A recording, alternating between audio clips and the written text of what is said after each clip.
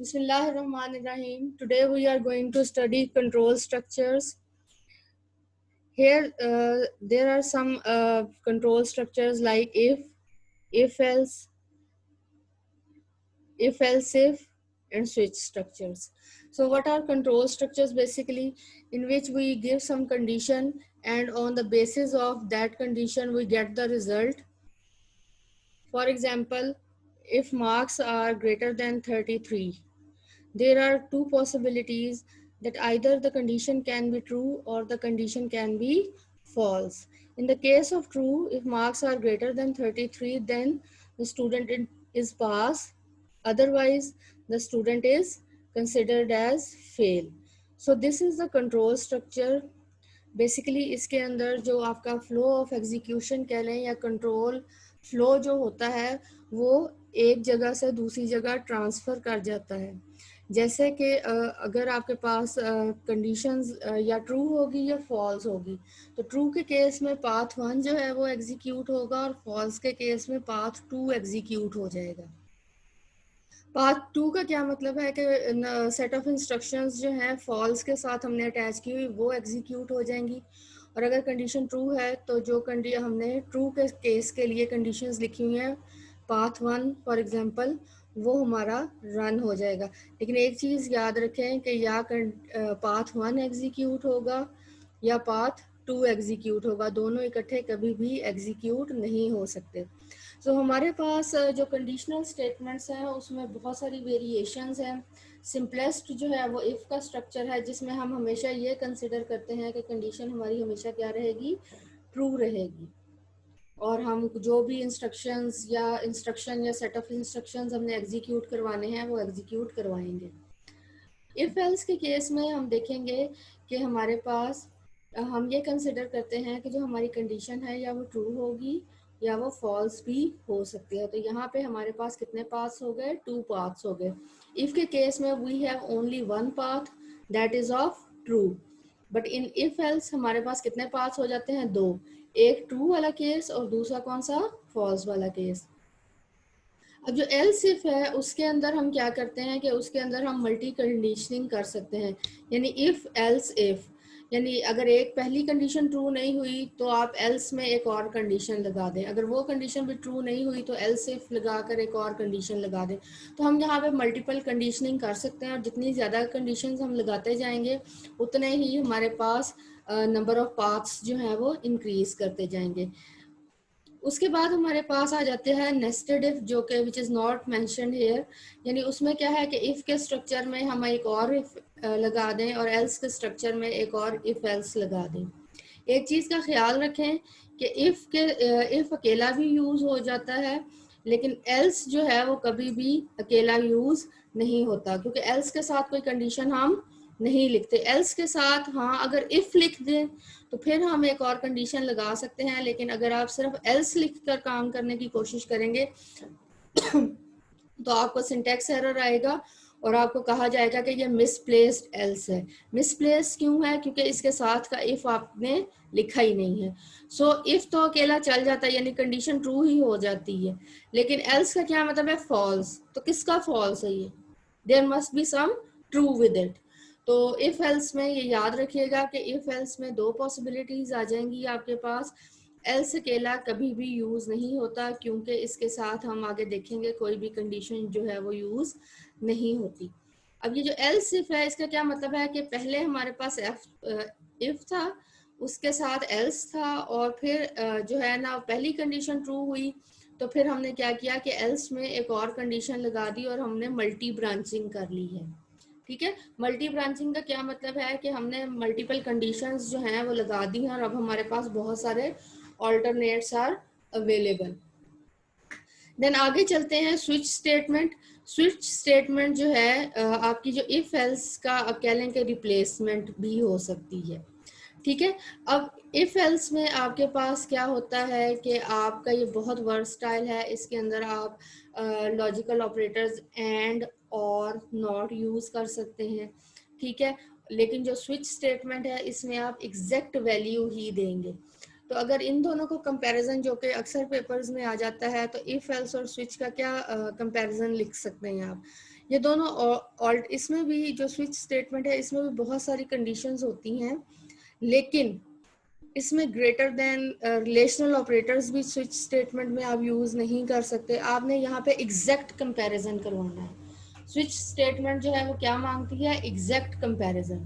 Where as जो आपका if else है उसके अंदर आपके पास क्या क्या कुछ हो सकता है, इसके अंदर आप बहुत ज्यादा वर्सटैलिटी ला सकते हैं।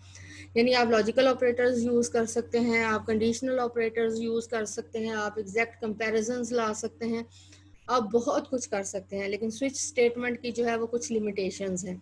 लेकिन ये इफ एल्स के जो है वो अल्टरनेट पे यूज हो जाती है, लेकिन हमेशा हर कंडीशन में नहीं हो सकती। तो स्विच स्टेटमेंट की लिमिटेशन क्या है कि इसके अंदर लॉजिकल ऑपरेटर्स और जो आपके रिलेशनल ऑपरेटर्स हैं वो यूज नहीं होते, and it requires the exact comparison. Whereas in if else आप लोग क्या क्या कर सकते हैं, आप हर तरह का ऑपरेटर यूज कर सकते हैं, आप मल्टीपल कंडीशंस को एक ही इफ के अंदर जो है वो इकट्ठा कर सकते हैं, कंबाइन कर सकते हैं लॉजिकल ऑपरेटर्स लगाकर, और ये बहुत ज्यादा जो है इफ एल्स वर्सटाइल है। तो चलें अब आगे मूव करते हैं, स्ट्रक्चर ऑफ इफ स्टेटमेंट को देखते हैं। आपको पेपर के अंदर ये भी पूछा जा सकता है कि जी इफ स्ट्रक्चर लिखें। अब ये जो है ये इसका सिंटेक्स है, it is not the program. Program ये उस वक्त बनेगा जब आप इसके अंदर कोई ना कोई वैल्यूज जो है वो पास ऑन करेंगे। ठीक हो गया। तो अभी ये क्या है, आपके पास सिंटेक्स है। अगर कोई पेपर में पूछा जाता है राइट डाउन द सिंटेक्स, तो सिंटेक्स में आप ये लिखेंगे, अपने पास नोट डाउन करें कि ये आपका क्या है, सिंटेक्स है। ठीक है। और प्रोग्राम वो होगा जब हम इसको इसी स्ट्रक्चर में वैल्यूज वगैरह पुट करके अपना कोई कंडीशनिंग यूज करते हैं और कोई स्टेटमेंट्स देंगे, तो वो प्रोग्राम बनेगा। अभी ये जो आपके सामने मैंने हाईलाइट किया है ये क्या है, सिंटेक्स ऑफ इट है। अब ये देखें कि इफ है, इफ के आगे आपने ब्रैकेट ये पैरेंथेसिस यूज करनी है, और पैरेंथेसिस में आप क्या यूज करेंगे, कंडीशन यूज करेंगे। ठीक है। और यहाँ पे अगर आप तवज्जो से देखें तो यहाँ सिंगल कंडीशन है, but you can combine multiple conditions in it by applying the logical operators. यहाँ एंड लगा दें, और लगा दें, नॉट लगा दें, यानी आप मल्टी कंडीशनिंग भी यहाँ पे कर सकते हैं। लेकिन ये एक ही है, और इसमें क्या है कि कंडीशन का ट्रू होना क्या है, मस्ट है। अगर कंडीशन ट्रू है तो ये जो ब्लॉक ऑफ इफ है ये एग्जीक्यूट होगा। अगर आपकी कंडीशन क्या हो गई, फॉल्स हो गई, तो ये जो ब्लॉक ऑफ स्टेटमेंट्स है ये कभी भी एग्जीक्यूट नहीं होगा।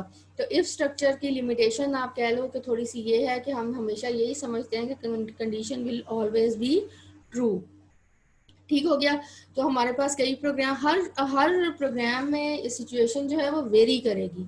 कई दफ़ा हम अगर बिल्कुल छोटा सा प्रोग्राम बना रहे हैं तो उसके अंदर ये सिंपली यूज़ हो सकता है, और अगर हम मल्टीपल कंडीशन चाह रहे हैं तो उसमें हमें इफ एल्स या नेस्टेड इफ एल्स या एल्स इफ का स्ट्रक्चर यूज़ करेंगे या स्विच स्टेटमेंट यूज़ कर लेंगे। तो ये प्रोग्राम की नेचर के ऊपर डिपेंड करेगा कि आप कौन सा कंडीशनल स्ट्रक्चर जो है वो यूज़ कर सकते हैं। अच्छा जी, अब ये जो चीज मैंने एक्सप्लेन की है that is written over here. तो पेपर में जब आपसे पूछा जाएगा कि explain if structure with its syntax, तो आप जो है वो इफ स्ट्रक्चर को एक्सप्लेन करेंगे, this is the explanation and this is the syntax. और फिर आप उसको कंपेयर भी लाजमी करेंगे किसी और स्ट्रक्चर के साथ, यानी इफ एल्स के स्ट्रक्चर के साथ कंपेयर कर दें तो दैट इज बेटर। अब इफ में क्या है, हम हमेशा ये समझते हैं कि condition will always remain true, और इफ एल्स में हम कहते हैं कि condition can either be true और फॉल्स। दूसरा डिफरेंस क्या होगा कि यहाँ पे हमारे पास only we have one alternate path. ठीक है। और एक ही पाथ है आपके पास, और जो आपका इफ एल्स है उसके अंदर आपके पास टू ऑल्टरनेट पाथ्स हैं। और ये जो एल्सिफ है इसके अंदर जितने मर्जी आप एल्सिफ लगाते जाएं तो आपके पास उतने ही मल्टी ब्रांचिंग होती जाएगी। ठीक हो गया। अच्छा जी, अब नीचे आ जाएं। अब ये जो है ये प्रोग्राम है आपका। ठीक है। तो अब ये आप देख लें कि सिंटेक्स में और प्रोग्राम में डिफरेंस क्या है। यानी सिंटेक्स जो है वो सिंपल लिखा हुआ है कि ऐसे यूज करेंगे, और जो आपका जो आपका प्रोग्राम है उसको अगर आप ध्यान से देखें तो आपको ये नजर आ जाएगा। अच्छा जी, सबसे पहले आपने जो है वो अपनी जो आपकी हेडर फाइल्स हैं उनको इंक्लूड करवाया। हेडर फाइल्स को मैं एक्सप्लेन कर देती हूँ एक दफ़ा दोबारा। हेडर फाइल वो फाइल्स हैं जिनके अंदर आपके built in functions C language के पड़े हुए हैं। These are developed by the developers of C language, ताकि आपको वो फंक्शन लिखने नहीं पड़ने कि इनपुट कैसे लेंगे या आउटपुट कैसे देंगे या और मैथमेटिकल फंक्शंस कैसे यूज होंगे। You are just using them, you are just using them. आप उनको कॉल कर लेते हैं और वो फंक्शनैलिटी आपके प्रोग्राम में थ्रू लिंकर फिक्स हो जाती है। हेडर फाइल से लिंकर उसको उठाता है प्रोग्राम को, पूरी कोडिंग को, और लाकर आपकी फाइल में अटैच कर देता है और आपका जो है वो रिजल्ट एग्जीक्यूट करके आपको दिखा दिया जाता है। ठीक हो गया। तो वो जो बिल्ट इन फंक्शंस हैं वो कहाँ पड़े हुए हैं? हेडर फाइल के अंदर। अब ये आपके क्या है? प्री प्रोसेसर डायरेक्टिव है, हैश साइन, ये फिर इंक्लूड आ गया। इंक्लूड किसको बता रहे हैं? कंपाइलर को बता रहे हैं कि जी इंक्लूड करो। तो कहता है किसको इंक्लूड करें? ये standard input output header file को इंक्लूड करें। उसके बाद दूसरी जो है फाइल वो कौन सी इंक्लूड करवा रहे हैं? conio.h, यानी console input output dot H. अब ये जो गेट सी एच का फंक्शन है ये किस कहाँ पड़ा हुआ है? ये आपने फाइंड करना है कि इस फाइल में पड़ा हुआ है या नीचे वाली फाइल में पड़ा हुआ है। उसके बाद देखिए आ गया void main void। पहला void जो है what does it mean? No return type. उसके बाद मेन फंक्शन है, ये लाजमी होगा।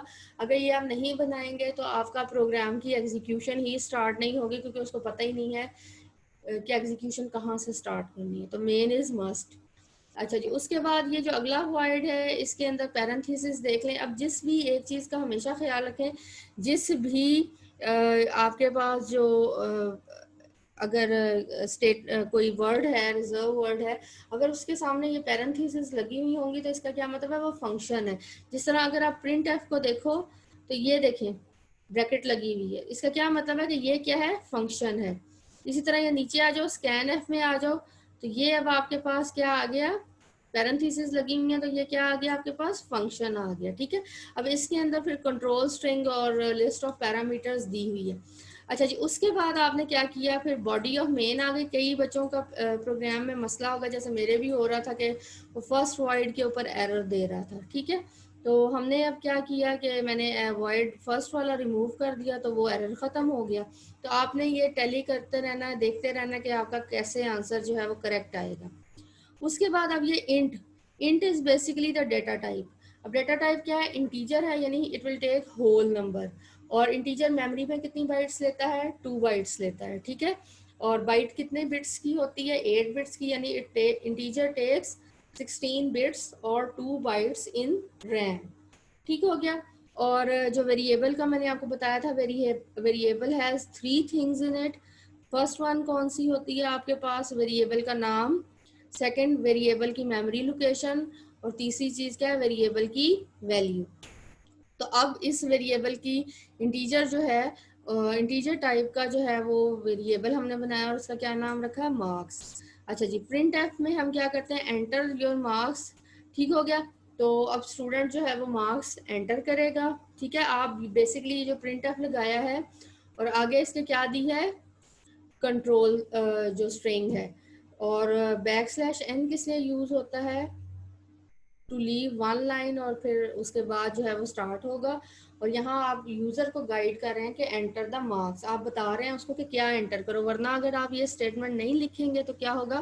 कर्सर ब्लिंक करता रहेगा and it will keep on waiting कि आप क्या चाह रहे हो, आप उसको बता रहे हैं। उसके बाद अब यूजर जो नंबर है मार्क्स एंटर करेगा, तो डेफिनेटली अब वो क्या होगा? उसको किसी कंटेनर में आपने सेव करना है ना, तो कंटेनर कौन सा हमने लिया हुआ था? मार्क्स के नाम का।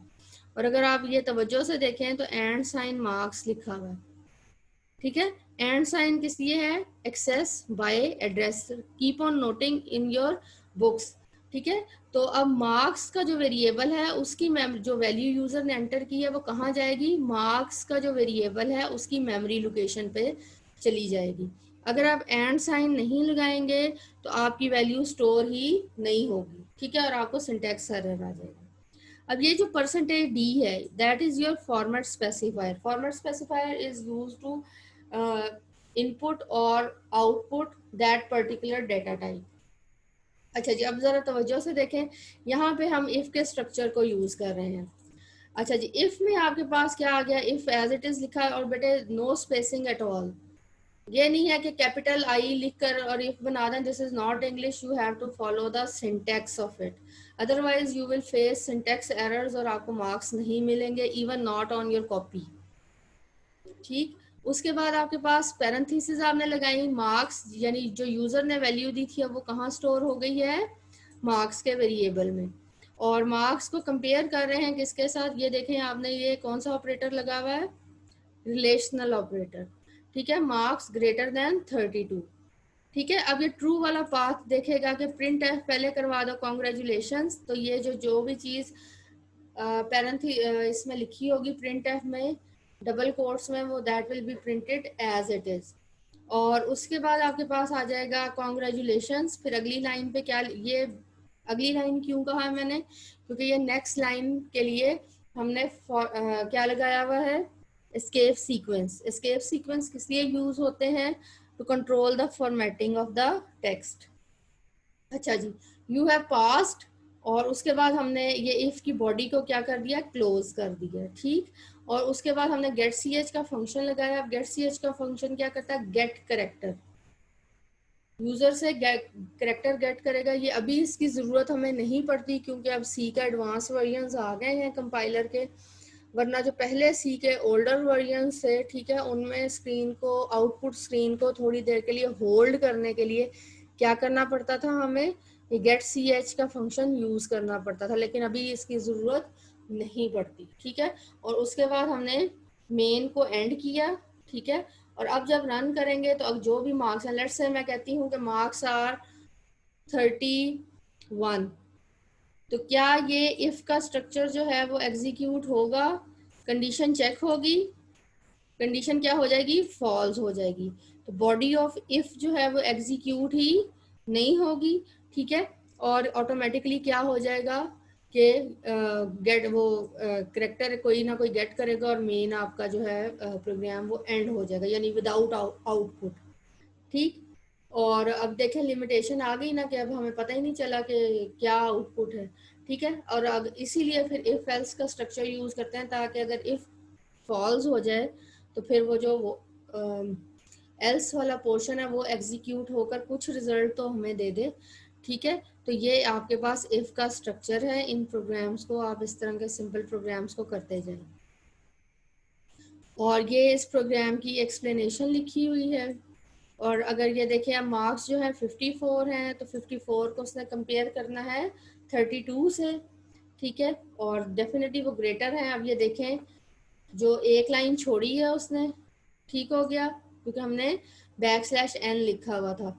उसके बाद कॉन्ग्रेचुलेशंस आया, और उसके बाद क्या आ गया, यू हैव पास्ड। अच्छा जी, उसके बाद फर्दर ये एक और प्रोग्राम है, अब इसको भी तवज्जो से देख लेते हैं। ये प्रोग्राम सबसे जो की है, सक्सेस की है, वो क्या है कि आप प्रोग्राम की स्टेटमेंट को अंडरस्टैंड करें और कोशिश करें कि ये देखें कि अगर मैं इसको मैथ्स में सॉल्व करती तो कैसे होती। अब ये जो print the square of a number है, क्या मतलब है इसका, कि वही नंबर को उसी से क्या कर दें, 2 दफ़ा मल्टीप्लाई कर दें। क्यूब होगा तो उसी नंबर को उससे कितनी दफ़ा आप मल्टीप्लाई कर देंगे, थ्राइस। ठीक है, इसी तरह 4 टाइम्स होगा तो 4 दफ़ा मल्टीप्लाई कर देंगे। ठीक हो गया, तो आप ये देखते जाएं कि मैथ्स में कैसे सॉल्व करना है। जब आपको मैथ्स में सॉल्व करना आ जाएगा तो फिर आप ऑटोमेटिकली सिंटेक्स को यूज़ करते हुए, सी के सिंटेक्स को यूज़ करते हुए उसका प्रोग्राम भी बना लेंगे।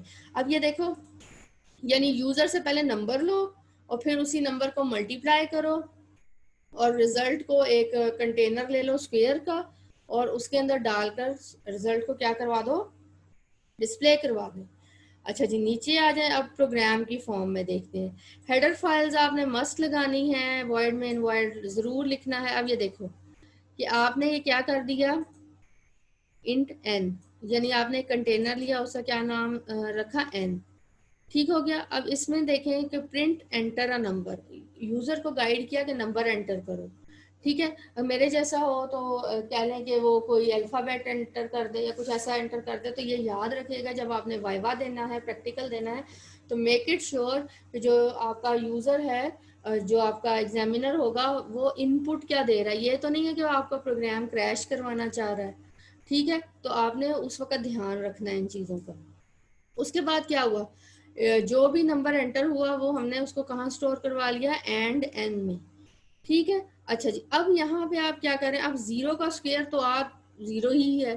ठीक है, तो यहाँ कंडीशन हमने फिर भी लगा दी। अब ये तवज्जो से देखें, n is greater than zero. अगर n जो है वो ग्रेटर देन जीरो है तो क्या करो, उसका स्क्वायर ले लो। अब ये देखें, the square of percentage D, अब ये जो है यानी पहली दफा वो जो नंबर यूजर ने एंटर किया वो इसके साथ क्या हो जाएगा, अटैच हो जाएगा। आप लोग इसको अपनी बुक के ऊपर साथ साथ मार्क करते जाया करें कि ये जो n है, ये ये देखें यहाँ अटैच परसेंटेज डी, n की वैल्यू परसेंटेज डी को रिप्लेस कर देगी। और उसके बाद क्या है, ये जो n इंटू एन है, दो लॉजिक्स हो गई ना। मैंने कहा था कि स्क्वायर पहले कैलकुलेट करवा ले, लेकिन आप डायरेक्ट एक्सप्रेशन भी दे सकते हैं। तो अब ये n इंटू एन क्या है, एक्सप्रेशन है। ठीक है, तो n इंटू एन क्या है, स्क्वायर है। तो जो भी इसका रिजल्ट आएगा वो दूसरे परसेंटेज डी के साथ क्या हो जाएगा, रिप्लेस हो जाएगा। परसेंटेज डी नहीं लिखा हुआ आएगा, बल्कि क्या आएगा, जो स्क्वायर होकर वैल्यू आई है। लेट्स से यहाँ पे आपने 5 दिया, ठीक है, और 5 इज ग्रेटर देन 0, यस, ठीक है। और अब यहाँ पे क्या आ गया, 5 इंटू 5, ठीक है, और यहाँ पे n था तो यहाँ पे 5 आ गया। तो अब क्या है, पहला जो है, let's value of sorry square of 5 is 25। अब ये जो है, ये मैंने क्या किया है, this is the dry run, this is a dry run. ठीक है। अच्छा जी, अब आप देखो कि आप अगर फर्ज करें अगर वो यूजर जो है वो ये वैल्यूज नहीं देता, तो अब क्या करेंगे, मैं इसकी वैल्यू को चेंज कर देती हूँ। अच्छा जी, मैं कहती हूँ जी यहाँ पे -1 आ जाए। यूजर ने क्या दे दिया, -1। अब यहाँ पे क्या आ गया, -1। अच्छा जी, -1 जो है वो ग्रेटर देन 0 है, कंडीशन क्या हो गई, फॉल्स हो गई। तो ये तो इस बॉडी में तो कभी भी नहीं आएगा। ठीक है, अब इस लाइन को एग्जीक्यूट करेगा तो स्क्रीन जो है वो कर्सर ब्लिंक करना शुरू कर देगा। फॉर एग्जांपल अगर आप इसको लिखते हैं, कर्सर ब्लिंक करेगा और जैसे ही आप कोई की प्रेस करेंगे तो प्रोग्राम क्या हो जाएगा, एग्जिट कर जाएगा। ठीक है, तो आप ये नोट करें कि इफ की क्या लिमिटेशन आपके पास आ रही है। यानी ट्रू है तो रिजल्ट दिखा देगा, फॉल्स है तो कर्सर ब्लिंक करना शुरू कर देगा। तो इसका क्या मतलब है कि इट हैज सम लिमिटेशंस। अब छोटे छोटे जो भी प्रोग्राम्स हैं वो इफ को यूज करके हम बना सकते हैं। अच्छा जी, उसके बाद आ जाए नीचे।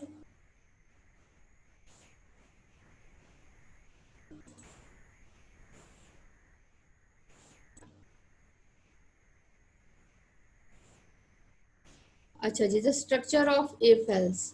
अब ये आपका क्या है, यहाँ पे आपका कंडीशन लगाएंगे। कंडीशन या क्या हो जाएगी, ट्रू हो जाएगी, या क्या हो जाएगी, फॉल्स हो जाएगी। ट्रू के केस में जो है, अच्छा जी, कंडीशन की दो पॉसिबिलिटीज हैं। तो ये वाला जो केस है ये किसका है, ट्रू का। और ये जो एल्स के बाद वाला केस है ये कौन सा होगा, फॉल्स वाला। अब जब आप यहाँ पे कंडीशनिंग करेंगे, ये क्या है, ये पूरा का पूरा ये जो चीज़ है ये क्या है, सिंटेक्स है। और ये जो नीचे लिखी हुई है इसकी एक्सप्लेनेशन है। अगर ट्रू का केस जो है वो एग्जीक्यूट होता है, अगर ट्रू का केस जो है वो एग्जीक्यूट होता है तो क्या होगा, एल्स वाला पोर्शन एग्जीक्यूट नहीं होगा। ठीक है, और ट्रू वाला जो पोर्शन है एग्जीक्यूट होने के बाद रिजल्ट देकर प्रोग्राम में जो भी आगे है, अगर कोई ख़त्म हो रहा है प्रोग्राम तो वो चल जाएगा। ठीक है, और अगर आपका जो है कंडीशन फॉल्स हो जाती है तो ट्रू वाला जो केस है वो एग्जीक्यूट नहीं होगा, बल्कि जो फॉल्स वाली कंडीशंस हैं वो एग्जीक्यूट होंगी। अब आप देखें कि ट्रू के केस में फॉल्स वाला केस नहीं होगा और फॉल्स के केस में ट्रू वाली जो कंडीशंस हैं, सॉरी स्टेटमेंट्स हैं, वो एग्जीक्यूट नहीं होंगी। तो ये नीचे इसका सारा डिस्क्रिप्शन लिखा हुआ है।